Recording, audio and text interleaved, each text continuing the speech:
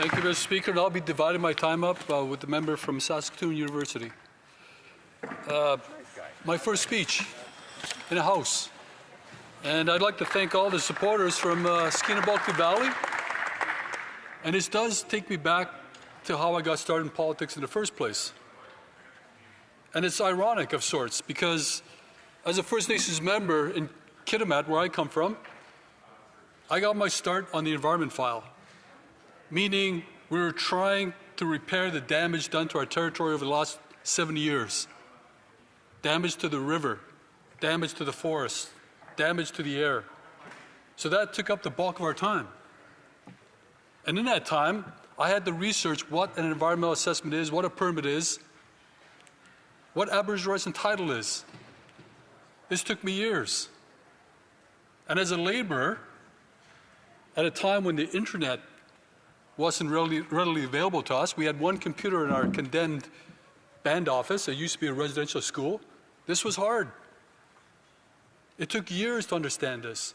And nobody in my organization could really explain to me the full extent of what an environmental assessment is. And now I'm back. And over the years, I used to think about all this information in my head being useless because I thought nobody cared and I couldn't use it anywhere. And then I end up here talking about the same things that I was talking about in 2003. But this time it's flipped. And I think Canadians should understand Bill C-5 is in two parts. One is about breaking down provincial boundaries. I will not be talking about that. I'll be talking about the second part, the exemption of environmental assessments in Canada. The environmental assessments are responsible for LNG Canada, the largest private investment in Canadian history, being built in Kitimat to the highest standards, with transparency and accountability. Everybody understood what was going to happen, because there was federal authorities involved and provincial authorities involved, and more importantly, what strengthened that process was Aboriginal rights and title. All First Nations from Prince George to Kitimat were part of that process. We all got it. We understood it. And there was an emergency of sorts back then. There was a crisis. Aboriginals were in poverty, and the violence of poverty that goes along with that. Now we have a new crisis. But nobody on the government side is talking about some of the conditions that led to this crisis in the first place. Bill C-69, that extensive bill with all those words in it that actually shut down the building of pipelines. Bill C-48, no tanker, the ban on tankers coming off the west coast of British Columbia. The weakened state that we're in, and the reason why Bill C-5 is on the floor in the first place, is because of tariffs. But I'll go further to say, Canada has lost its place in the geo-energy world, the geopolitical world, and the geo-economics world. And it was all self-inflicted. I mean, forget about the tariffs for a second and just think, without a strong economy, you got a weak country. That's just basic, simple math. That's just common sense. First Nations understand this. And now we're talking about Bill C-5 that will basically exempt environmental assessment from major projects at the federal level. It won't reduce it or eliminate it at the provincial level. That's yet to be seen, how much time will be reduced. There's no word on how the federal government will actually replace the consultation and accommodation of Aboriginal rights and title that's protected by Section 35 of the Constitution. And these processes have been in place in the formation over decades. And now in one day, we're going to wipe that all out. We're going to say, no, we don't need environmental assessment. I agree, environmental assessments take a lot of money, they take a lot of time, and they're risky. You could do all the work you can and still not receive an environmental assessment certificate. Not to mention what will happen if you have a harmonized environmental assessment with the provinces. So many different ways to say yes and no, and now you're getting that from BC, that will say no to pipelines. So what we're talking about here is almost a waste of time.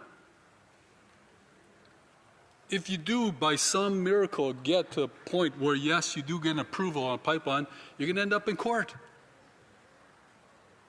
Because there's a tremendous amount of gaps that are proposed by this bill. Gaps that were in place back when I started as council in 2003. Back when not only were we trying to figure out how do we make our way in a new world as First Nations, but how do we strengthen the environmental standards in BC and Canada? How do we get BC and Canada to actually live up to the conditions in a permit? That took a lot of work. So when you hear First Nations saying that they strengthened the permitting regulations, they strengthened the environmental assessment, and they used the rights and title to do it, that cost First Nations a lot of time and a lot of money and a lot of political capital, because you're trying to balance economics with the environment and the welfare of your people for the next 50, 100, 150 years. Difficult. But in Kitimat Village, we reached a happy medium where everybody benefited, not just First Nations. Even First Nations, our neighboring First Nations, benefited. But it was on a basis of processes in the province of British Columbia and Canada. We figured it out.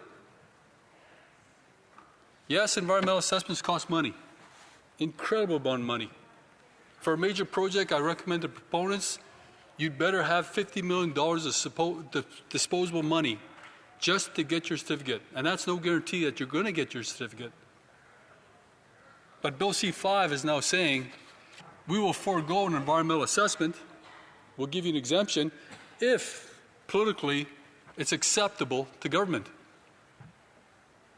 That will cut down time and it will cut down money. But how many groups will now be lobbying the government to get on that exemption list? How will government ensure that that lobbying is done openly, transparently, and fairly? We're just going through one of the debates already about contracts that were issued to a company to the tune of 60 million plus, where processes were in place to ensure there was no fraud or corruption in these contracts being issued. We still haven't got resolve on that. What are you going to do when a $30 billion project comes through the pipes, the pipeline, or a $40 billion project? None of this is actually making any sense to me, except for the fact that there will be no environmental assessment for a major project. Unless, the way I saw it, you find ways to cut corners. And where are you going to cut corners?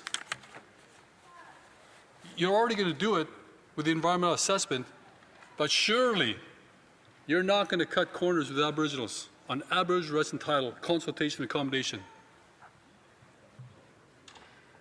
Now, there's a lot of First Nations that understand these processes, but number one, First Nations in our area, we address the environment first. That's what we do. And we use our rights and title to do that. We understand there's jobs. We understand there's money, training. There's everything that comes with a project that's associated. But you have to address the environment first. And the best way to do it is to engage in environmental assessment. Now, usually, Aboriginal rights and title run parallel to environmental assessment, both provincially and federally. But if there's no environmental assessment, then what is the process? How will Aboriginals ensure that projects are done to the highest standards? We've always bragged, Canada, we have the highest environmental standards in the world. How do you ensure that with Bill C-5 going forward? There's many questions here, but the Liberal government actually just proposed closure, meaning we will not get to debate this in full. This got tabled last week. I have never come across a bill this extensive, and we only have a week to debate it. Not everybody's going to get up and get a chance to talk on behalf of their riding. And Canada, you've got to hold this government accountable. You've got to know what's happening with Bill C-5 in the future for the next 5, 10, 20 years, because exemptions, they're going to be a big issue. Questions and comments? Question commentaire. The Honourable Parliamentary Secretary, Government House Leader. Yes, thank you, Mr. Speaker, and I thank the member for his maiden speech. But I do want to remind him, just not that long ago, the member and the Conservative caucus actually voted in favour of us having the legislation go through in a timely fashion by Friday, Mr. Speaker. So it's important for him to note that. And he did it for all the right reasons. We just came out of an election platform, election, I should say, Mr. Speaker, in which there was a substantial debate and concerns. The idea and the principles of this legislation is a reflection in terms of what it is that Canadians are expecting the government and the official opposition to do. And I appreciate the fact that the Conservatives actually voted for this particular process. My question to the member is, recognizing the importance of sustainable economic development is indeed a very, very serious issue and is on the minds of all legislatures as they push forward with this legislation, and if he could provide his thoughts in regards to why it is that he believes the legislation should ultimately be passed, because... The Honourable Member for Skeena-Bulkley Valley. Well, Mr. Speaker, this is basically federal Liberal legislation. And we all understand there's a crisis. And the reason why, I'll speak on my own behalf, why I voted for it, because I believe in the economy, I believe in a strong country. But I need to see more details. I've got to go back to my writing and explain why there'll be exemptions coming to the environmental assessment. I got to explain why there'll be no environmental assessment for the federal government, but there will be for provincial governments. I've got to explain somehow that First Nations who have a right to carry out their own environmental assessments may or may not be heard. We still got more questions on this. Questions and comments. The Honourable Member for Pierre Boucher-Patrade-Verchères. Thank you, Mr. Speaker. My question for my Conservative colleagues. Since I've sat here, I've often seen the Conservatives getting all upset about scandals and corruption, collusion, whether it was imagined or real, on the behalf of Liberals. And I won't hide it. I don't have a lot of esteem for the government's ethics or the Liberal Party, but this bill with Article 21 allows national large projects to be excluded from any legislation in Canada. For example, criminality and ethics laws could be affected by this, perhaps? What does he think? For Skeena-Bulkley Valley. Mr. Speaker, it's First Nations, actually, under the Indian Act, are forced to understand good governance, and that includes transparency and accountability. In fact, under the funding agreements, if you get a deficit in First Nations territory, you get punished. If you get a surplus under the Indian Act, you get punished. And when we're trying to understand self-governance and we're trying to understand self-determination, transparency and accountability actually always rise to the top. So when we're talking about the scandals here, I've been here a month. I haven't seen transparency and accountability in any of the questions that we've asked the Liberal government. So I agree with my colleague. Where is this going to end up? Questions and comments? The Honourable for York Centre. And I thank the Shadow Minister for his thoughtful comments. And I have articulated a concern earlier today because it appears that the legislation is playing fast and loose with the Charter. Specifically, we know that the legislation proposes that projects of national importance are effectively a foregone conclusion. But we also know that the Supreme Court has been very clear time and time again about the duty to consult Indigenous peoples. And that duty specifically requires good faith. So how can you have good faith when the government comes to the table with a project that is already a foregone conclusion? I'm hoping that the member can speak to that and whether he believes that the bill will meet constitutional scrutiny. As short a period as possible, the Honourable Member for Skeena-Bulkley Valley. Well, thank you for the question. And you know, it's a great question because really, I know my colleague have already questioned this in terms of the consultation and accommodation duties in terms of this bill.